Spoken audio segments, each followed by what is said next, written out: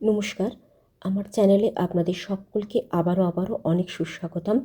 আজকে বলবো আমাদের সামনে যেটা আসছে মকর সংক্রান্তি।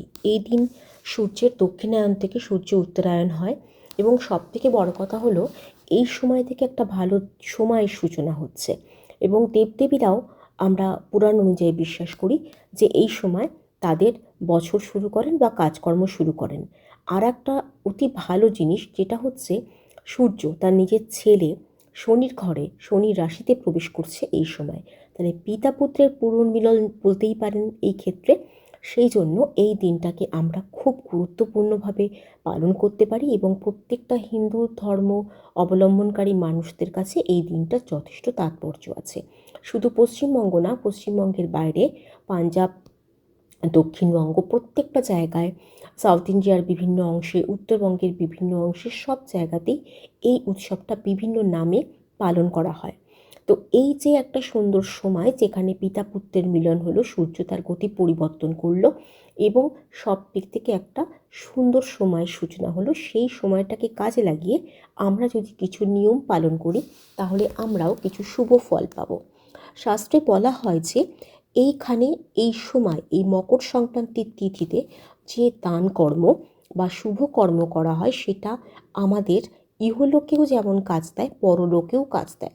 যারা আমরা পরলোকে বিশ্বাস করি বা জন্মান্তরে বিশ্বাস করি তারা আমরা মানতেই পারি যে আমাদের পরলোকেরও কিছু সৎকর্ম থাকা দরকার, যেটা আমাদের পরবর্তী বহু প্রজন্ম বা বহু প্রজন্মের ভালো হবে এবং আমাদের নিজেদের যে পরবর্তী আরও জন্ম সেখানেও আমরা ভালোভাবে থাকতে পারবো। তো সেই জিনিসটাকে যারা মানেন বা মেনে থাকেন তাদের উদ্দেশ্য করেই বলবো যে এই দিনকে 14টা জিনিস দান করা যেতে পারে, যেহেতু 14 তারিখ মকর সংক্রান্তি। কিন্তু ব্যাপারটা হচ্ছে সবাই তো আর 14টা জিনিস দান করতে পারেন না, সবার সামর্থ্য থাকে না। যদি সামর্থ্য থাকে 14টা প্রদীপ, অবশ্যই সেটা পিতলের প্রদীপ যদি নিতে পারেন বা তামার প্রদীপ, কেন সূর্যের সঙ্গে সম্পর্কিত তামা আপনারা জানেন, তামা ধাতু। সেই ক্ষেত্রে ওই 14টা প্রদীপ তামার আপনারা কোনো মন্দিরে দান করতে পারেন। প্রদীপ দানের অর্থ হলো আলো দান করা। সেই প্রদীপ যখন জ্বলবে তখন আপনার জীবনও আলোকিত হবে। বিভিন্ন সমস্যা বা নেতিবাচক প্রভাব আপনার জীবন থেকে কেটে গিয়ে সেখানে ইতিবাচক প্রভাবের সৃষ্টি হবে। তাছাড়া গঙ্গা স্নান করাটা খুবই পুণ্য। যদি কেউ গঙ্গা স্নান করতে সুযোগ পান বা করে থাকেন, করতেই পারেন। না হলে বাড়িতে স্বাভাবিকভাবে আপনি সকালে উঠে স্নান সেরে নিন, পুজো করুন। এই দিনকে কিন্তু একাদশীও পড়েছে এই বছর, এটা শর্তিলা একাদশী এই দিনের মধ্যেই পড়েছে। তো যারা যেভাবে একাদশী তিথি যদি কেউ মানেন বা পালন করেন তিনি করতে পারেন। না হলে এই দিনটার ক্ষেত্রে খিচুড়ি দেওয়া বা খিচুড়ি রান্না করে খাওয়াটা খুব শুভ। কেউ যদি একাদশী তিথি মেনে থাকেন তাহলে তিনি তার নিয়ম অনুযায়ী করবেন, তাহলে তিনি অত অন্ন খাবেন না, কিন্তু অন্যান্যরা এটা করতে পারেন। আর যেহেতু এদিনকে মা লক্ষ্মীর পুজোর দিন, সেই জন্য আপনারা মা লক্ষ্মীকে ফুল দিয়ে পুজো করতে পারেন। হলুদ ফুল, বিষ্ণু পুজো করতে পারেন হলুদ দিয়ে।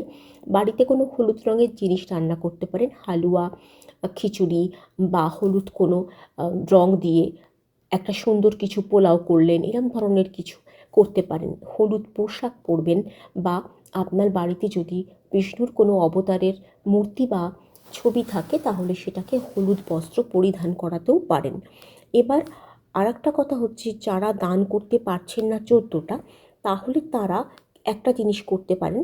ধরুন আপনারা সধবা নারীকে 14 জনকে আপনারা কিছু দান করতে পারেন। এবার 14 জনকে 14টা করে জিনিস দান করা যদি পসিবল না হয় তাহলে একটা আপনি নেল পলিশ কিনলেন বা সিঁদুর কিনলেন, সেটা আপনারা 14 জনকে দান করতে পারেন। এভাবেও আপনারা পুণ্য অর্জন করতে পারেন। অতএব এই যে মকর সংক্রান্তির দিনটায় দানের একটা প্রচুর গুরুত্বপূর্ণ ব্যাপার আছে। দেখবেন গঙ্গায় বা প্রত্যেকটা মন্দিরের ধারে কিন্তু এদিনকে মানুষ বিশেষ কিছু দান করে।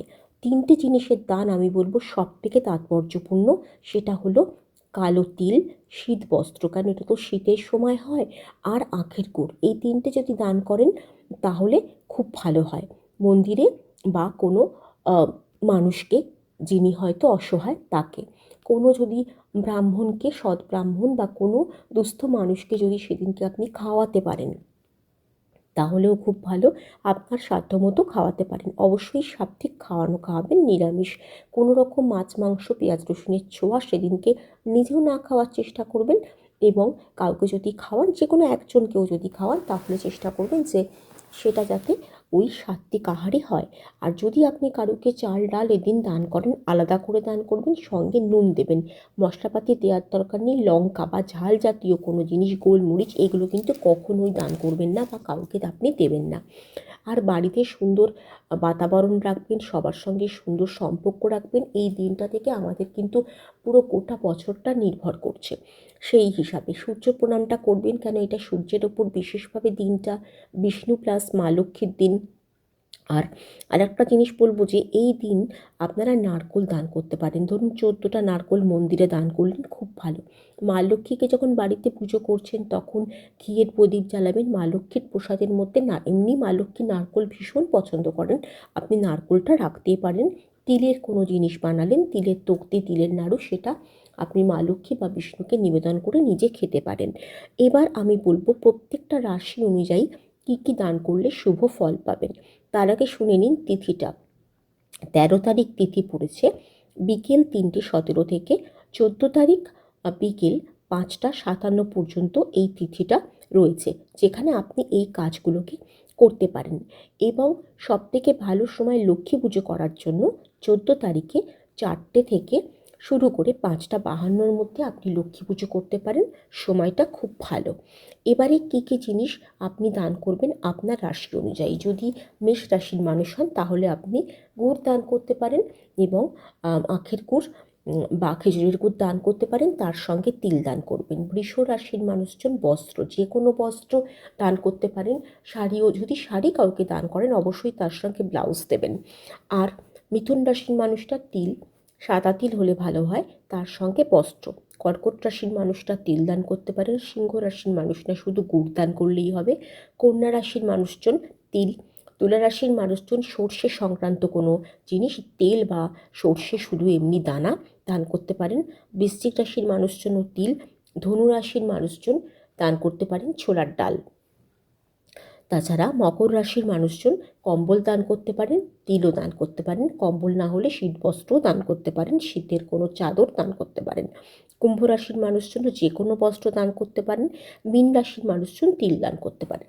তাহলে এই 3টে জিনিসের আপনাদের বলে দিলাম, একসঙ্গে দান করতে পারেন বা আপনার রাশি অনুযায়ী এই জিনিসগুলো দান করতে পারেন। এইগুলো করলে আপনি অবশ্যই সারাটা বছর ভালো থাকবেন। আর বাড়িতে যেগুলো অকেজো জিনিস পড়ে আছে সেগুলোকে দয়া করে এই মকর সংক্রান্তি আসার আগে বাড়ি থেকে বাদ দিয়ে দিন। যেগুলো আপনি ভেবে রেখেছেন বাদ দেবেন, বাদ দিয়ে দিন। বাড়িঘর পরিষ্কার রাখুন, কারোর সঙ্গে ঝগড়া অশান্তি করবেন না। সেদিন বেশি ঝাল ঝাল খাবার খাবেন না, মিষ্টি খাবার খাবেন এবং মিষ্টি দেবেন। আপনার পরিবারের মধ্যে মিষ্টি বিনিময় করবেন, ওকে মিষ্টি খাওয়াবেন। পরিবারের যে লোকজন বা বন্ধু বান্ধব কেউ যদি আপনার বাড়িতে আসেন, মিষ্টি মুখ করবেন। মিষ্টি মুখ করা এদিনকে খুব ভালো। এবং এই জিনিসটার সঙ্গে সঙ্গে এই যে একাদশী ব্রতটাও রয়েছে, তাছাড়া এই যে মকর সংক্রান্তি, সমস্ত কিছু মিলে যাচ্ছে। তার মধ্যে 14 তারিখ এবং বুধবার, এই বুধবারটা কিন্তু গণেশজিরও দিন, সেই জন্য আপনি গণেশকে পুজো করতে পারেন। 21টা দুর্বা দিতে পারেন, লাড্ডু দিতে পারেন, এবং গণেশজিকে আপনি অনামিকা দিয়ে সিঁদুরও পরাতে পারেন। এগুলো আপনার ইচ্ছা অনুযায়ী আপনি করতে পারেন। বাড়িতেই কিন্তু এই গণেশজির পুজো বা বিষ্ণু লক্ষ্মীর পুজো এগুলো আপনি বাড়িতেই করবেন। আর যদি প্রদীপ বা এগুলো দান করতে হয় তাহলে মন্দিরে গিয়ে করবেন। কোনো মানুষকে দান করতে হলে সেটা আপনি আপনার সময় মতো, সুযোগ মতো, এই যে টাইমটা বললাম তার মধ্যে দান করবেন। ভালো থাকুন, সঙ্গে থাকুন, চ্যানেলটা সাবস্ক্রাইব করুন, লাইক শেয়ার করুন। নমস্কার।